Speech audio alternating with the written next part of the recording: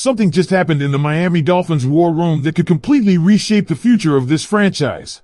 There's a hidden strategy behind this move, a deeper plan that goes beyond talent, and when you connect all the dots, it could change how you see this team heading into 2026. Because this isn't just about a draft pick, it's about identity, leadership, and a bold statement that could elevate the Dolphins to another level or leave fans questioning everything if it doesn't work. And believe me, what I'm about to explain will make you rethink what Miami is really building behind the scenes. But before I get into all the details, I need to know who's really supporting this team. If you truly believe the Dolphins are on the right track, click the like button now. And I want to see something in the comments, write exactly this: Go Dolphins! I believe in this team. Let's see how many optimistic fans remain steadfast, no matter what happens. With the 43rd overall pick, Miami maintained its position and selected linebacker Jacob Rodriguez from Texas Tech, a decision that surprised fans but also sparked much curiosity about the direction the team is taking on defense. The thing is, before this pick, many analysts and fans believed the Dolphins would prioritize high-profile positions. Edge rusher and wide receiver were the most talked about subjects, especially with some high-value prospects still available. Names like Jeremy Bernard and Zion Young were among the options, and even Emmanuel McNeil-Warren, at safety, was considered by some to be a more valuable option. So, when Miami chose a linebacker, the decision seemed immediately unexpected. But once you dig deeper into who Jacob Rodriguez is as a player, the picture starts to make more sense. This is not just another linebacker. This is a guy who projects as a day-one starter, someone who lives around the football.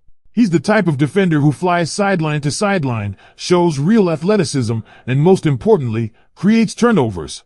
And in today's NFL, that ability to flip possession can completely change games. There were questions about his athletic ceiling before the NFL combine, but those concerns didn't last long. Rodriguez tested extremely well, answering doubts quickly and reinforcing the idea that he can compete at the next level without limitations. He's not just instinctive, he's decisive. When he reads a play, he commits, and that kind of confidence is exactly what defensive coordinators love. And let's talk about production. The numbers back it up. Interceptions, forced fumbles, this guy has a knack for making big plays. Being named Big 12 Defensive Player of the Year and finishing top 10 in Heisman voting is not something that happens by accident. That speaks to dominance, consistency, and impact on every single snap. But what really stands out, and what might have pushed Miami to make this decision, is the leadership factor. Rodriguez was a two-time team captain at Texas Tech. Coaches describe him as humble but vocal when needed, a leader of men. An NFL scout even said he checks every box as a worker and isn't afraid to rally the locker room. That matters, especially for a Dolphins team that is clearly thinking about its identity moving forward. Because when you look at the current linebacker room, there are serious question marks. Jordan Brooks is entering the final year of his contract. Tyrell Dodson, 1 year left. Willie Gay, also on a 1-year deal. That's an entire position group without long-term security. So while linebacker might not have been the most urgent need on paper, it was definitely a looming issue. Still, the timing of the pick is what makes this so interesting. Miami could have waited. There were other linebackers projected later in the draft like Jay Gold or Kyle Lewis. But instead, they went aggressive and grabbed their guy early, signaling that they see Rodriguez as more than just depth. They see him as a foundational piece. And when you zoom out and look at the Dolphins draft so far, there's a pattern forming. You bring in Caden Proctor to strengthen the offensive line with high upside. You add Chris Johnson, a corner who fits perfectly into Jeff Hafley's defensive system, long, physical, capable in man coverage. And now you add Rodriguez, a versatile linebacker who can cover, stop the run, and generate turnovers. This isn't random. This is a strategy. Miami is building a defense with identity, toughness, and versatility. And Rodriguez fits that mold perfectly. He's not just filling a gap, he's helping define what this unit could become. That said, there are still concerns. The Dolphins still hold picks 75, 87, and 94, and there's real pressure to address edge rusher and wide receiver. Passing on those positions early means they now have to hit on them later. If they don't, this draft could quickly become unbalanced. But for now, the focus is on Jacob Rodriguez. A player many believe has a very high floor, someone who could step in immediately and make an impact. Maybe not the flashiest pick, maybe not the one fans expected, but potentially one of the smartest. The atmosphere behind the scenes in Miami is definitely heating up, and there are a few things that need to be said as this draft continues to unfold. Because now that the Dolphins have made their move at pick 43 with Jacob Rodriguez, the pressure shifts completely to what comes next. This is where things can either come together beautifully or start to raise real concerns among the fan base. Let's be very clear here. Miami didn't just draft a linebacker, they made a statement about identity. Rodriguez is being viewed internally as a culture-setting piece, someone who can anchor the middle of the defense not just with his play, but with his mentality. And when you connect that with everything we've been hearing, leadership traits, work ethic, vocal presence, it becomes obvious that this front office is thinking beyond just talent. They're thinking about tone, about locker room chemistry, about building something sustainable. But here's where things get interesting, and maybe a little controversial. By going linebacker at 43, Miami passed on the chance to grab what many would call premium impact players at more valuable positions.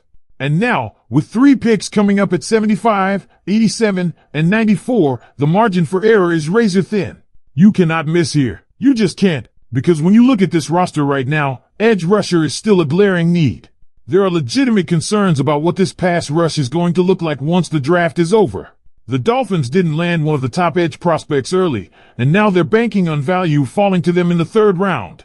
That's a risky game. There are names still floating out there, guys like Bryce Lance, Elijah Sarrett, Skylar Bell, Antonio Williams, Chris Brazil, players with potential, but not necessarily guaranteed impact. And on the defensive side, when you talk edge rushers like Gabe Ace, Romulo Height, Danny Dennis Sutton, or Jan Barham, you're talking about talent that comes with question marks.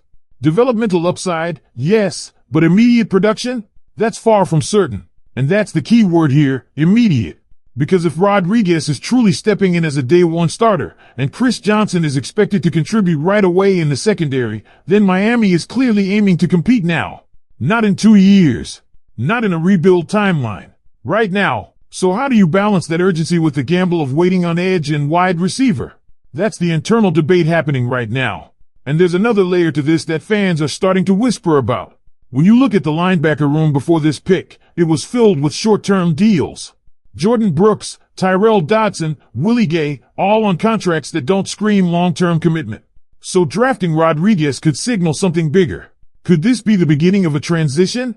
Could Miami be preparing to move on from one of these veterans sooner than expected? It's not crazy to think about.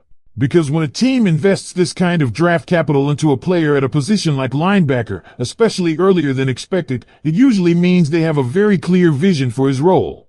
And not just as a rotational piece, but as a cornerstone. And if that's the case, then this pick isn't just about improving the defense in 2026, it's about reshaping it entirely. Now, let's not lose sight of something important. The evaluation on Rodriguez himself remains very strong. There's a reason why analysts believe he has a high floor. There's a reason why people are saying it's hard to imagine him failing at the NFL level. He brings versatility, production, leadership,